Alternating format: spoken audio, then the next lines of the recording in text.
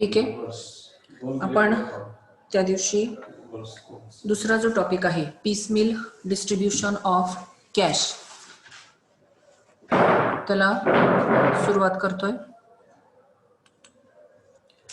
Piecemeal distribution of cash हे तुम्हाला त्या दिवशी मी बोर्डवरती समजावून सांगितलेलं होतं, पण बऱ्याच विद्यार्थ्यांचे मेसेज आले की आम्हाला पीपीटी पण दाखवा, त्यामुळे तुम्हाला पीपीटी शेअर करून पुन्हा आपण ते रिवाइज करूया आणि त्यानंतर मग त्याच्यावरचे जे प्रॉब्लेम्स जेव्हा सुरू होतील त्यावेळेला तुम्हाला प्रॉब्लेम मी ग्रुपवरती पाठवेन, तो तुम्ही लिहून घ्यायचा किंवा त्याची प्रिंट काढायची ज्याला जसं शक्य असेल तसं, आणि त्यानंतर प्रत्यक्ष आपण त्या ठिकाणी कसं सॉल्व्ह करायचं. आता समोरासमोर खरं म्हणजे आपल्याला प्रॉब्लेम सॉल्व्ह करणं सोयीचं जाईल, पण आता नाईलाजास्तव बघूया आपण काय होतंय ते. त्याची आपण थिअरी बघूया. Piecemeal distribution of cash. आता पीस या शब्दाचा त्या दिवशी मी तुम्हाला अर्थ समजावून सांगितलेला होता की पीस याचा अर्थ तुकडे तुकडे करणं. बघा त्याची डेफिनेशन दिलेली आहे. The term dissolution means stands for discontinuation under the partnership act 1932. आता गेल्या वर्षी तुम्ही पार्टनरशिप ऍक्ट 1932 शिकलेला आहात.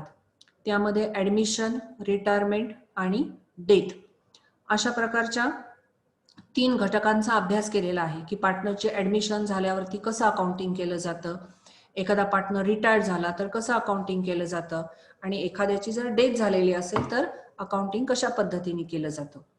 आता आपल्याला प्रत्यक्ष ज्या वेळेला ही घटना घडते की एखादा पार्टनर रिटायर्ड होतो किंवा एखादा पार्टनर त्याची डेथ होते, त्यावेळेला त्या ठिकाणी संबंधित व्यवसाय कंटिन्यू करणं किंवा चालू ठेवणं हे अवघड होऊन बसतं. आणि मग पार्टनरशिप ऍक्ट 1932 काय सांगतं की जर तुमची फायनान्शियल कंडिशन चांगली नसेल तर तुम्ही व्यवसाय बंद करू शकता.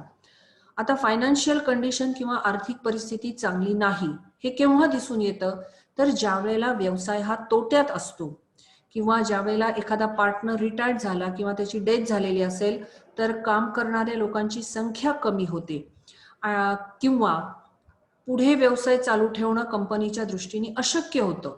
मग तोटा असेल, आर्थिक परिस्थिती असेल, माणसांची कमतरता असेल, टेक्निकल नॉलेज असेल, काही असू दे, यापैकी कुठल्याही कारणाने जर व्यवसाय कंटिन्यू करणं किंवा चालू ठेवणं शक्य होत नसेल तर तो डिस्कंटिन्यू करावा लागतो, तो व्यवसाय थांबवावा लागतो, आणि त्यालाच इंग्लिशमध्ये आपण डिझोल्युशन असं म्हटलेलं आहे. त्या दिवशी मी तुम्हाला उदाहरण पण सांगितलेलं होतं की डिझॉल्व्ह होणे म्हणजे विरघळणे. आता या ठिकाणी काही कुठली कंपनी किंवा कुठली पार्टनरशिप फर्म किंवा कुठलाही व्यवसाय विरघळत नाही, शब्दशः अर्थ घ्यायचा नाही, तर त्याचा अर्थ व्यवसाय हा बंद केला जातो. आणि त्यामुळे डिझोल्युशन मीन्स कंप्लीट ब्रेकडाऊन, संपूर्णपणे व्यवसाय बंद करणे, या अर्थाने डिझोल्युशन हा शब्द वापरला जातो. दुसरा पॉइंट आहे यामध्ये, when partnership firm required to be dissolved the assets are realised and liabilities are paid off. जेव्हा पार्टनरशिप व्यवसाय डिझॉल्व्ह करण्याचा किंवा डिझोल्युशन करण्याचा, बंद करण्याचा निर्णय घेतला जातो, त्यावेळेला ज्या असेट्स असतात या असेट्स रिअलाइज केल्या जातात. रिअलाइज केल्या जातात याचा अर्थ काय की त्याचं रूपांतर रोखतेमध्ये केलं जातं, त्याचं रूपांतर कॅशमध्ये केलं जातं. म्हणजे थोडक्यात साध्या सोपे भाषामध्ये, वैष्णवी तुझं लक्ष कुठे आहे?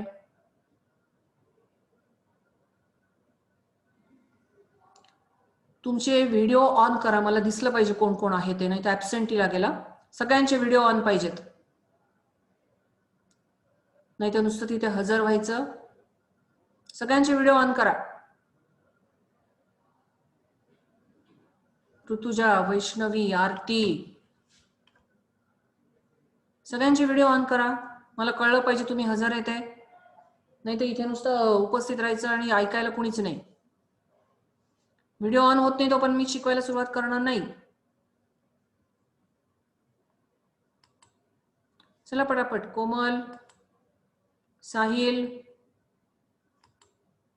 आणि हा भाग परत शिकवला जाणार नाहीये, त्यामुळे नुसतं बोला. समीर, रोहिणी, वैष्णवी, चला पटापट ओपन करा. साईनाथ, सुफिया, संजय दिवर, डांगे, प्रज्ञा, चला सगळ्यांनी ओपन करा. सुफिया, संजय, नावं घ्यायला लावू नका परत परत. महिमा, प्रज्ञा, सगळ्यांनी व्हिडिओ ऑन करा.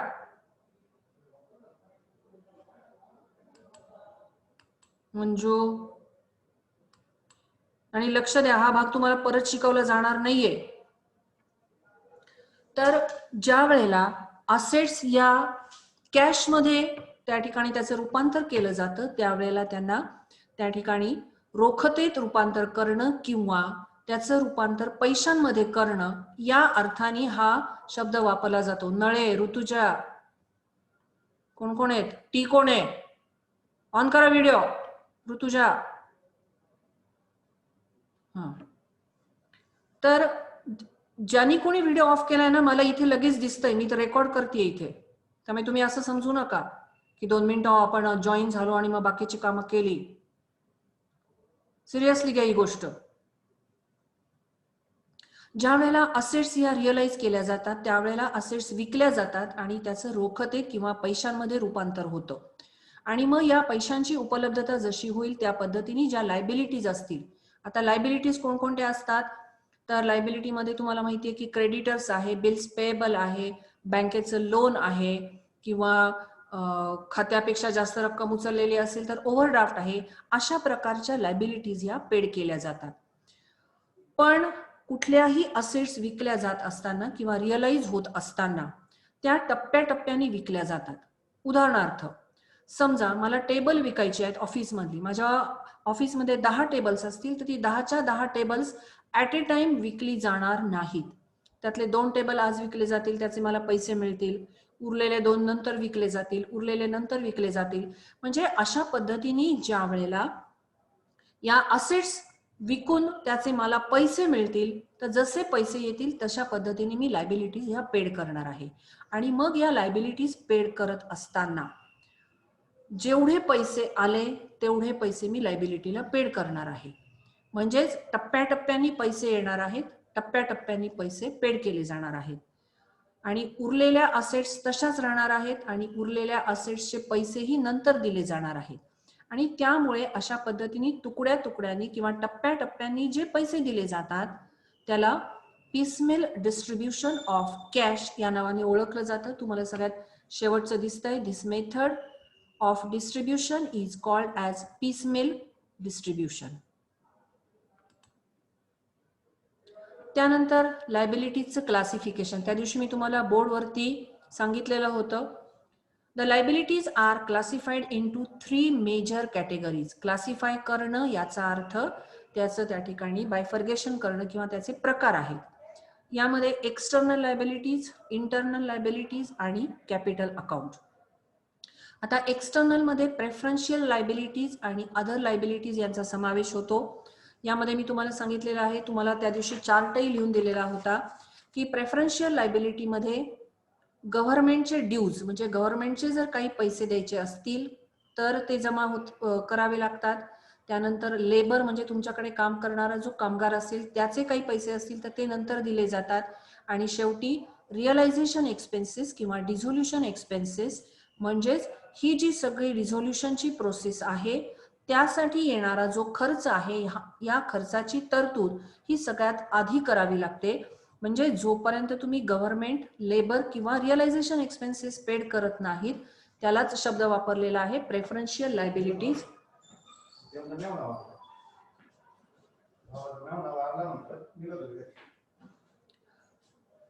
किंवा इतर काही घटक असतील तर त्यांचा समावेश या ठिकाणी पहिल्यांदा प्रेफरन्शियल लायबिलिटीज मध्ये करावा लागतो.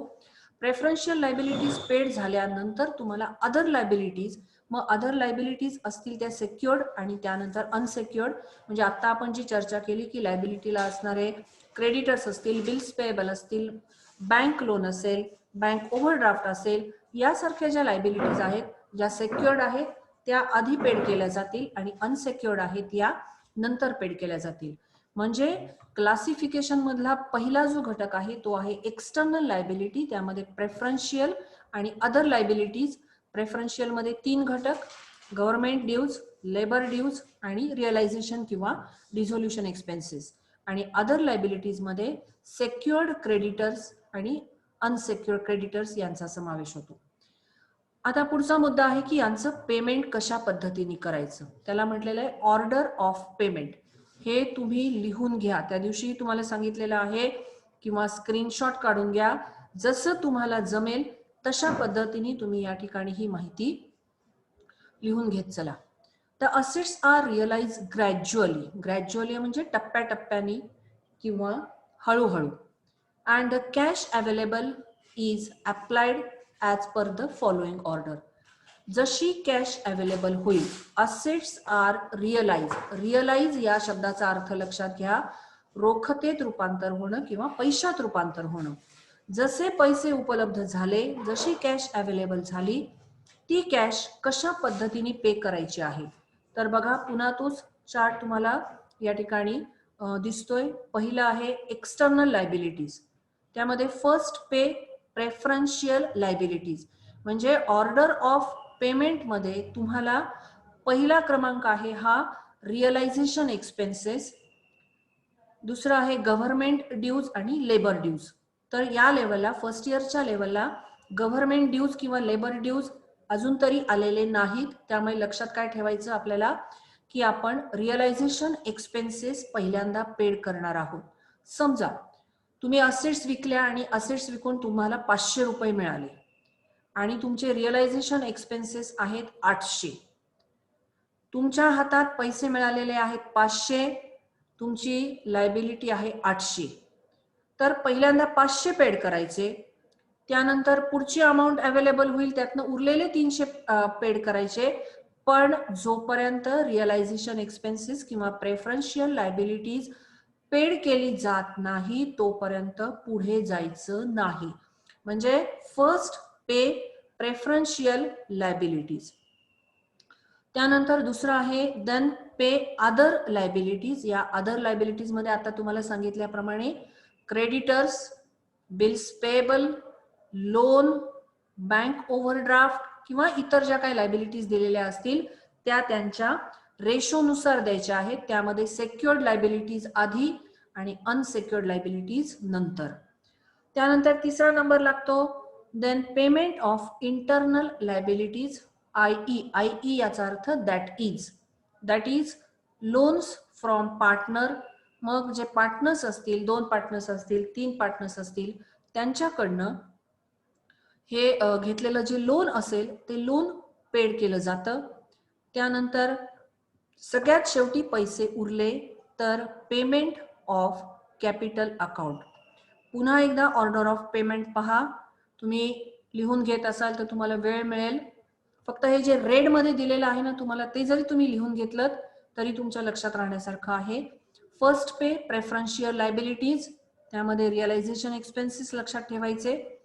त्यानंतर पे अदर लायबिलिटीज, त्यामध्ये सेक्युअर्ड आणि अनसेक्युअर्ड म्हणजेच creditors, bills payable, bank loan वगैरे.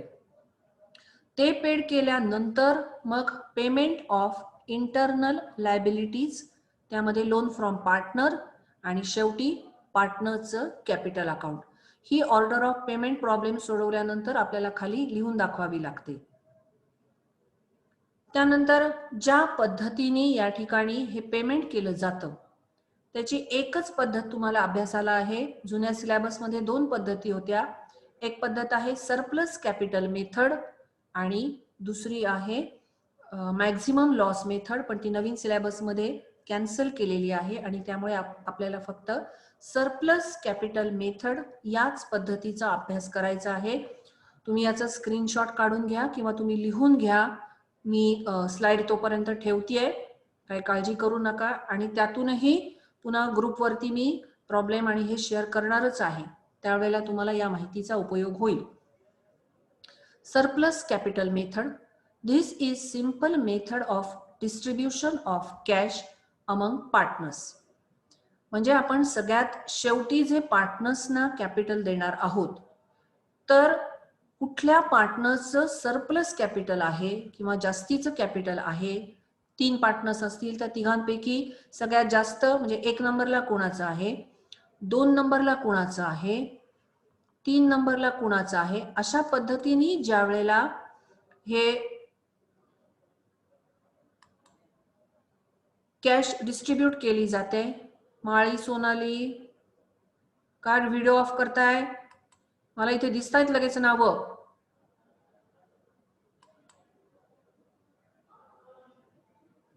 साईनाथ कणसे, प्रियांका, सायली बनसोडे, कुठे तुमची व्हिडिओ? सांगायला लागते काय परत परत? नुसतं हजर राहायचं आणि मग समजलं नाही म्हणून नंतर ओरडायचं. ठीक आहे. Under this method the surplus capital of partners find out first. आपल्याला जे स्टेटमेंट करायचं आहे, परवा मी तुम्हाला सांगितलंय त्याप्रमाणे त्या सरप्लस कॅपिटलचं जे त्या ठिकाणी स्टेटमेंट आहे त्यामधनं आपल्याला ज्या पार्टनर्सचं सरप्लस आहे किंवा एक्सेस किंवा जास्तीचं कॅपिटल आहे ते पहिल्यांदा शोधून काढायचं आहे. सरप्लस कॅपिटल म्हणजे काय? Surplus capital means capital that is more than the required capital. म्हणजे प्रॉफिट शेअरिंग रेशोनुसार जितकं कॅपिटल आणायला पाहिजे त्यापेक्षा जास्तीचं कॅपिटल आणलेलं आहे किंवा त्याला एक्सेस कॅपिटल असं म्हटलेलं आहे. तर ते पहिल्यांदा शोधून काढायचं. त्यानंतर 2 नंबरला कोण आहे ते शोधून काढायचं आणि शेवटी 3 नंबरला, आणि मग त्या पद्धतीने पैसे उरले तर हे सरप्लस कॅपिटल त्या क्रमाने, म्हणजे ज्याचा क्रमांक पहिला आहे त्याला आधी, ज्याचा क्रमांक दुसरा आहे त्याला 2 नंबर आणि नंतर तिघांनाही, अशा पद्धतीने हे सरप्लस कॅपिटल त्यांना दिलं जातं. It is also non as, बघा सरप्लस कॅपिटलची नावं काय काय आहेत? तुम्हाला जे फिल इन द ब्लँक्स किंवा आन्सर इन वन सेंटेन्स वगैरे येतं ना, त्यामध्ये हा प्रश्न बऱ्याच वेळेला विचारला जातो. तर याला एक नाव आहे एक्सेस कॅपिटल मेथड, किंवा दुसरं नाव आहे हायेस्ट कॅपिटल रिलेटिव्ह मेथड, आणि तिसरं आहे quotient method. Normally surplus capital किंवा एक्सेस कॅपिटल हे 2 शब्द वापरले जातात, त्यामुळे हे दोन्ही शब्द लक्षात ठेवा, एकाच अर्थाने वापरला जातात. क्वचित फिल इन द ब्लँक्स मध्ये विचारलं जाऊ शकेल हायेस्ट कॅपिटल किंवा कोशंट मेथड, त्यामुळे ही तीनही नावं लक्षात ठेवा. पण प्रॉब्लेम मध्ये आपल्याला सरप्लस कॅपिटल मेथड हा शब्द प्रामुख्याने वापरला जातो. या मेथड मध्ये आपल्याला 2 स्टेटमेंट्स करायचे आहेत. Under this method 2 separate statements are to be prepared. That is, म्हणजे कोणकोणते आहेत हे मेथड्स? तर स्टेटमेंट शोईंग सरप्लस कॅपिटल हे एक स्टेटमेंट करावं लागतं. यामध्ये आपण सरप्लस कॅपिटल शोधून काढतो आणि त्यामुळे फक्त पार्टनरशी रिलेटेड असणारी माहिती यामध्ये येते. त्यावरनं आपण ते स्टेटमेंट आधी पहिल्यांदा पूर्ण करायचं. त्यामध्ये सगळ्यात जास्त सरप्लस कुणाचं आहे ते शोधायचं, त्यानंतर दुसराचा नंबर, आणि त्यानंतर 3 असतील 3, 4 असतील 4, जसे पार्टनर्स असतील तसं हे त्या ठिकाणी शोधायचं आहे. आणि दुसरं स्टेटमेंट करायचं आहे statement showing distribution of cash. आपण जे टॉपिकचं नाव घेतलेलं आहे पीसमिल डिस्ट्रीब्युशन ऑफ कॅश. तर हे पीसमिल म्हणजे टप्प्याटप्प्याने आपण कसं त्या ठिकाणी पैशांचं पेमेंट करणार आहोत याचा विचार या ठिकाणी आपण या प्रॉब्लेम सोडवताना करणार आहोत. आता एक नुसतं एक्झाम्पल बघा, ज्यांना शक्य असेल त्यांनी लिहून घ्या. मी थांबते तोपर्यंत. हा प्रॉब्लेम तुमच्याकडे असू दे, छोटा साधा प्रॉब्लेम आहे, तुम्ही फोटो काढलात तरी स्क्रीनशॉट राहील. ज्यांना लिहून घ्यायचं असेल त्यांनी लिहून घ्या, मी थांबते, काहीच प्रॉब्लेम नाही. सरप्लस कॅपिटलचा आपण या ठिकाणी हा पहिला प्रॉब्लेम घेणार आहोत. त्यामध्ये फक्त पहिलं स्टेटमेंट या ठिकाणी बघणार आहोत, त्यामुळे काळजी काही करू नका, प्रॉब्लेम तुम्हाला शेअर केला जाईल. हा नाही प्रॉब्लेम, पण पुढचे प्रॉब्लेम मी शेअर करणार आहे. हा फक्त आपण नमुना म्हणून लक्षात घेतोय. बघा कसा प्रॉब्लेम आहे. Following is the balance sheet of, लक्ष द्या आणि स्क्रीनशॉट काढून घ्या. Following is the balance sheet of A, B and C sharing profits and losses in the ratio of 3:2:1 respectively. तिघांचा प्रॉफिट शेअरिंग रेशो आहे 3:2:1. Their balance sheet is as follows. Prepare statement showing surplus capital. पहिलाच problem आहे आणि त्यामुळे फक्त आपण एकच statement यामध्ये बघणार आहोत. आधी पहिलं सरप्लस स्टेटमेंट समजून घेऊया आणि त्यानंतर दोन्ही स्टेटमेंट्स घेऊया. बघा लायबिलिटीला आहे त्यांचं कॅपिटल अकाउंट ABC. Aचं कॅपिटल आहे 30,000, Bचं कॅपिटल आहे 30,000 आणि Cचं कॅपिटल आहे 2,000.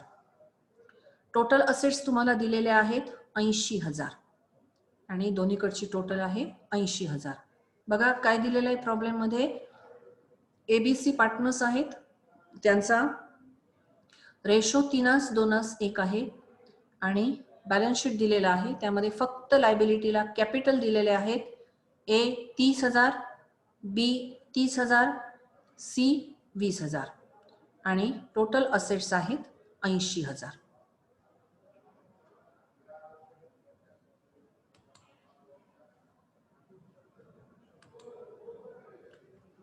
आता हे स्टेटमेंट आहे बघा, एक सेकंद.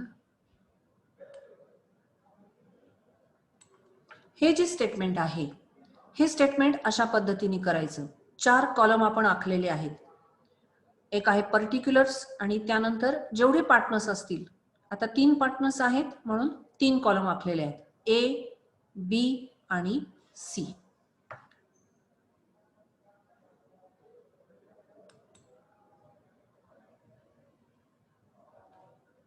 एक 2 सेकंद, जरा ते हायलाइट करता येते का बघूया.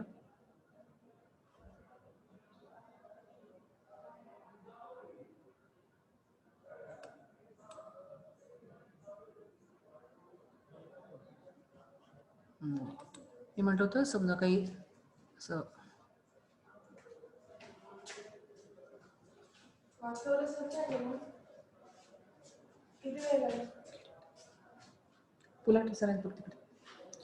तर या ठिकाणी आपण 4 कॉलम केलेले आहेत, तुम्हाला दिसत असतील. पर्टिक्युलर्स ए, बी आणि सी. त्यामध्ये सुरुवातीला घ्यायचं capital balance as per balance sheet. Balance sheet मध्ये त्यांचं जे कॅपिटल दिलेलं आहे बघा, तुम्हाला दिसते कॅपिटल, ए चं 30,000, बी चं 24,000, सी चं 8,000. सॉरी, हा प्रॉब्लेम कंटिन्यू आहे, sorry. The partners decided to dissolve the firm and assets were gradually realised. आता ह्याचा आपल्या प्रॉब्लेमशी काही फारसा संबंध नाही. एक 2 सेकंद, कनेक्टिव्हिटी जातीय सारखी. ठीक आहे. हा बघा, आता capital balance as per balance sheet. A चं कॅपिटल आहे 30,000, बी चं कॅपिटल आहे 30,000, सी चं कॅपिटल आहे 20,000. म्हणजे पहिलं स्टेटमेंट तयार केल्यानंतर पहिला कॉलम येईल पर्टिक्युलर्स आणि त्यानंतर जेवढे पार्टनर्स असतील तेवढे पार्टनर्स. 3 असतील तर 3, 2 असतील तर 2. त्यामुळे कॉलमची संख्या निश्चित नाही, हे लक्षात ठेवा. मग सुरुवातीला त्यांचे बॅलन्सेस लिहून घ्यायचे. बॅलन्सेस लिहून घेतल्यानंतर प्रॉफिट शेअरिंग रेशो जो तुम्हाला प्रॉब्लेम मध्ये दिलेला आहे 3:2:1. ए चा रेशो आहे 3, बी चा रेशो आहे 2, सी चा रेशो आहे 1. आता नीट समजून घ्या, ही पहिले जे दोन्ही रोज आहेत म्हणजे capital balance as per balance sheet आणि प्रॉफिट शेअरिंग रेशो, हे दोन्ही तुम्हाला या ठिकाणी प्रॉब्लेम मध्येच दिसतील. त्यानंतर तिसरा कॉलम आहे युनिट व्हॅल्यू. युनिट व्हॅल्यू याचा अर्थ काय, हा जो रेशो आहे 3, 2 आणि 1, तर कॅपिटलला प्रॉफिट शेअरिंग रेशोनी भागल्यानंतर येणारी जी व्हॅल्यू आहे, ही व्हॅल्यू या ठिकाणी युनिट व्हॅल्यू म्हणून आपण ब्रॅकेटमध्ये लिहिलेली आहे. बघा, 30,000 भागिले 3 ब्रॅकेटमध्ये व्हॅल्यू आहे 10,000. बीचं बघा, कॅपिटल बॅलन्स आहे 30,000, प्रॉफिट शेअरिंग रेशो आहे 2, 30,000ला 2 भागलं, ब्रॅकेटमध्ये व्हॅल्यू आली 15,000, ही आहे युनिट व्हॅल्यू. सीचं कॅपिटल आहे 20,000, रेशो आहे 1, 20,000ला 1 भागलं, उत्तर आलं 20,000. या तिन्ही अमाउंट्स आपण काय केलेले आहेत, ब्रॅकेटमध्ये लिहिलेले आहेत. आता मनामध्ये असा प्रश्न निर्माण होतो की या व्हॅल्यूज, युनिट व्हॅल्यूज ब्रॅकेटमध्ये का लिहिल्या. तर युनिट व्हॅल्यू याचा अर्थ काय की रेशोनुसार त्यांनी किती कॅपिटल आणायला पाहिजे हे आपण या युनिट व्हॅल्यू मध्ये शोधून काढलेलं आहे. की 3 रेशो आहे म्हणजे त्यांनी कॅपिटल किती आणायला पाहिजे होतं, भागल्यानंतर 10,000. बी ने आणायला पाहिजे होतं 15,000 आणि सी ने आणायला पाहिजे होतं 20,000. म्हणजे या ठिकाणी भागाकार केल्यानंतर जी व्हॅल्यू तुम्हाला ब्रॅकेटमध्ये दिसते ती त्यांची प्रॉफिट शेअरिंग रेशो नुसार आणावं लागणारं कॅपिटल आहे आणि त्यामुळे त्या फिगर्सचा किंवा या तीनही आकड्यांचा 10,000, 15,000 आणि 20,000 यांचा वापर आपण हिशोबात करणार नाही आणि म्हणून त्या फिगर्स आपण काय केलेले आहेत ब्रॅकेटमध्ये टाकलेले आहेत. म्हणजे बघा पहिल्या टप्प्यामध्ये आपण कॅपिटल लिहिलं, दुसऱ्या टप्प्यामध्ये आपण त्यांचा रेशो लिहिला आणि या रेशोनी तिसऱ्या रोला भागलं आणि आलेला भागाकार हा काय केलेला आहे ब्रॅकेटमध्ये लिहिलेला आहे. ब्रॅकेटमध्ये का लिहिलेला आहे की त्यांच्या प्रॉफिट शेअरिंग रेशोनुसार त्यांनी किती कॅपिटल आणणं म्हणजे 1 युनिट याचा अर्थ 1 असताना किती आणणं आवश्यक आहे किंवा त्यांच्या रेशोनुसार ते कशा पद्धतीने डिस्ट्रीब्यूट केलं जाणार आहे. त्यानंतर या फिगर्स हे जे 10,000, 15,000 आणि 20,000 दिसतायत त्या हिशोबात घ्यायच्या नाहीत. परत परत सांगते. चौथा टप्पा बघा taking as capital as base. आता भागाकार केल्यानंतर सगळ्यात कमी कॅपिटल कुणाचं आलेलं आहे किंवा सगळ्यात कमी युनिट व्हॅल्यू कोणाची आलेली आहे तर तुम्हाला या ज्या फिगर्स दिसतात ए ची आहे 10,000, बी ची आहे 15,000 आणि सी ची आहे 20,000. या तीन पैकी सगळ्यात कमी फिगर किंवा कमी अमाउंट कुणाची आहे तर ए ची आहे. ज्याची व्हॅल्यू युनिट व्हॅल्यू सगळ्यात कमी त्याचं सिलेबस त्या ठिकाणी बेस म्हणून घ्यायचंय आणि त्यामुळे एच कॅपिटल भागाकार केल्यानंतर आलेला आहे 10,000. ऐक बी चं आहे 15,000 आणि सी चं आहे 20,000. मग 10,000, 15,000 आणि 20,000 या तीन पैकी सगळ्यात कमी व्हॅल्यू कुठली आहे तर ए चं जे युनिट व्हॅल्यू आहे 10,000 तीच बेस धरायची. म्हणजे बघा या ठिकाणी भागाकार केल्यानंतर जी फिगर आलेली आहे त्यापैकी जी कमी फिगर आहे ती कमी फिगर या ठिकाणी बेस म्हणून धरायची आहे. मग आता बेस म्हणून जी फिगर धरलेली आहे 10,000 या 10,000ला तुम्ही अंडरलाईन करू शकता किंवा लक्षात ठेवायची. आता कुठेही 15,000 आणि 20,000चा हिशोब लक्षात घ्यायचा नाही. मग या 10,000 बेसिक लक्षात घेतल्यानंतर इथे आपण लिहिलेलं आहे taking as capital as base value किंवा बेस. आणि मग ही जी 10,000 आहे या 10,000नी प्रॉफिट शेअरिंग रेशोला गुणायचं आहे. परत एकदा लक्षात घ्या या 10,000नी ए चा रेशो 3, बी चा रेशो 2 आणि सी चा रेशो 1 याला गुणायचं आहे. या ठिकाणी 15,000 आणि 20,000 या ज्या ब्रॅकेट मधल्या फिगर्स आहेत या फिगर्सचा विचार करायचा नाही. जी युनिट व्हॅल्यू ए ची बेसिक धरलेली आहे तुझा आता कुठल्या वर्गाला आहे मग दुसरी वही असेल. तर युनिट व्हॅल्यू जी धरलेली आहे 10,000 या 10,000नी एकदा 3 ला गुणायचं, एकदा 2 ला गुणायचं आणि एकदा 1 ला गुणायचं. बघा आता हा गुणाकार 10,000 बेस. आता 15 आणि 20,000चा विचार करायचा नाही त्याचा काहीही संबंध नाही. ज्याची बेस व्हॅल्यू धरलेली आहे त्या बेस व्हॅल्यूनी त्यांच्या प्रॉफिट शेअरिंग रेशोला गुणायचंय आणि म्हणून मग taking as capital as base या 10,000नी ए चा रेशो आहे 3. 10,000 गुणिले 3 30,000. पुन्हा बी चा रेशो आहे 2. 10,000 गुणिले 2 20,000 आणि सी चा रेशो आहे 1. 10,000 गुणिले 1 म्हणजे 10,000 हे झालं त्यांचं रेशोनुसार असणारं कॅपिटल. बघा ए चा रेशो आहे 3 म्हणजे त्यांनी कॅपिटल आणायला पाहिजे होतं 30,000. रेशो आहे 2 म्हणजे त्यांनी कॅपिटल आणायला पाहिजे होतं 20,000 आणि सी चं कॅपिटल रेशो आहे प्रॉफिट शेअरिंग रेशो आहे 1 त्यांनी कॅपिटल आणायला पाहिजे होतं 10,000. म्हणजे ए चं बेस घेतल्यानंतर ज्याचं लोएस्ट कॅपिटल आहे त्याचं कॅपिटल या ठिकाणी बेस घ्यायचं आहे आणि त्यानंतर मग वरचा जो कॅपिटलचा बॅलन्स आहे 30,000, बीचा 30,000, सीचा 20,000, यामधनं हा बेस कॅपिटल वजा करायचा आहे. एचं कॅपिटल आहे 30,000, तिथेच असेल बघ, पलीकडे असेल स्टुलावरती वगैरे. एचं कॅपिटल आहे 30,000, या 30,000 मधनं जे बेस कॅपिटल आहे, ज्याचं बेस धरलेलं आहे ते वजा करायचं. ते नेहमी नील येतं, म्हणजे 30,000तून 30,000 वजा केले की इथे वजाबाकी किती राहणार आहे? 0 किंवा नील. त्यामुळे तिथे काहीच लिहिलेलं नाही.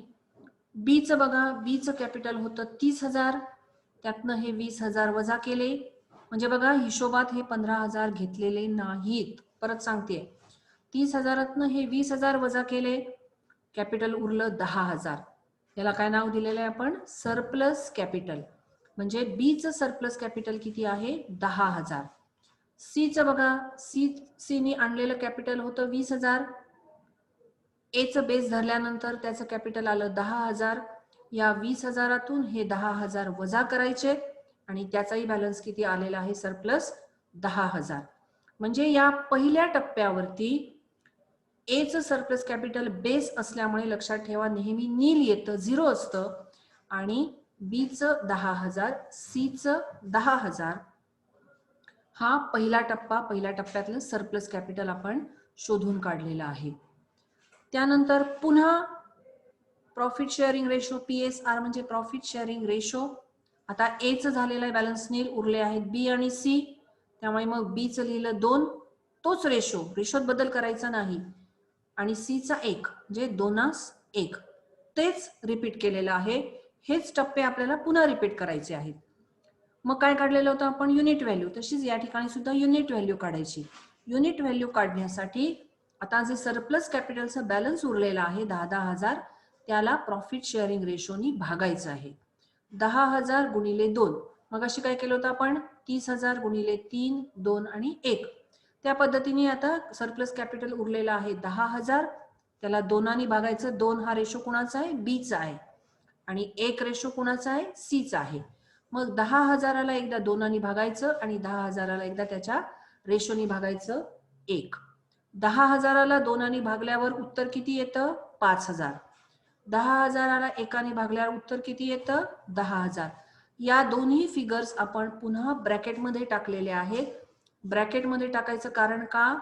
तर त्या फिगर्स, ते आकडे हिशोबात घ्यायचे नाहीत. आणि त्यामुळे युनिट व्हॅल्यू किती आलेली आहे? बीची 5,000 आणि सीची 10,000. पुन्हा एकदा बघा, सरप्लस कॅपिटल 10,000 दोघांचंही, त्याला प्रॉफिट शेअरिंग रेशोनी भागलं. 5 मिनिटं थांब, झालंच आहे माझं. युनिट व्हॅल्यू येईल 5,000, ती ब्रॅकेटमध्ये लिहायची.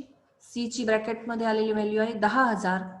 त्यानंतर पुन्हा बघायचं या ब्रॅकेटमधली कोणती फिगर लहान आहे, कोणती फिगर कमी आहे. तर तुम्हाला दिसतंय बीची आहे 5,000. ही बेस धरायची आणि त्यामुळे इथे काय म्हटलेलं आहे? टेकिंग बीज कॅपिटल ॲज बेस. मग ही 5,000 बेस धरायची. आता 10,000चा संबंध नाही. मग अशी कसं आपण 10,000 युनिट व्हॅल्यू बेस धरली, तशी आता जी कमी आहे ती 5,000 बेस व्हॅल्यू त्या ठिकाणी बेस धरायची बीचं कॅपिटल आणि त्याने या रेशोला गुणायचं. एकदा 2,000ला गुणायचं, एकदा 1,000ला गुणायचं. 5 दुने 10,000 आणि 5 एक 5,000. म्हणजे या ठिकाणी ज्याची बेस धरलेली आहे तिथे बॅलन्स येतो नील, हे लक्षात ठेवा. मग सरप्लस कॅपिटल किती आहे आधी? 10,000 बीचं. त्यामधनं हे 10,000 वजा केले, बॅलन्स आला नील, म्हणून तिथे काही लिहिलेलं नाही. सीचं मात्र सरप्लस कॅपिटल होतं 10,000, बेस काढल्यानंतर आलं 5,000 आणि वजाबाकी आली 5,000. इथे आपलं सरप्लस कॅपिटलचं स्टेटमेंट संपलेलं आहे. आणि मग 1 नंबरला सरप्लस कॅपिटल कुणाचं आलं? सीचं आलं. म्हणजे ज्या वेळेला पैसे उरतील त्यावेळेला पहिल्यांदा सीला पैसे द्यायचे. त्यानंतर म्हणून त्या ठिकाणी लिहिलेलं आहे फर्स्ट पेमेंट. त्यानंतर दुसरं पेमेंट आहे हे या दोघांनाही द्यायचं, बी आणि सीला, 10,000 आणि 5,000.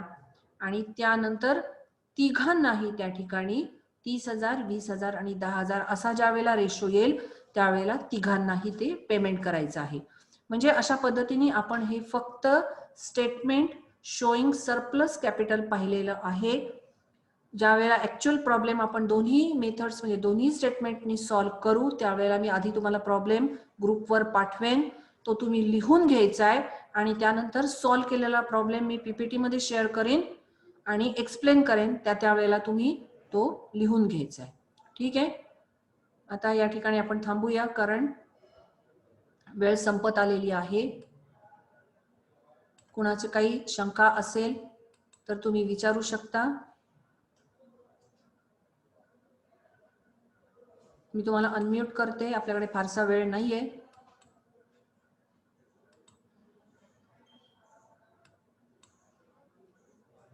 अनम्यूट करा आणि काही शंका असेल तर विचारा.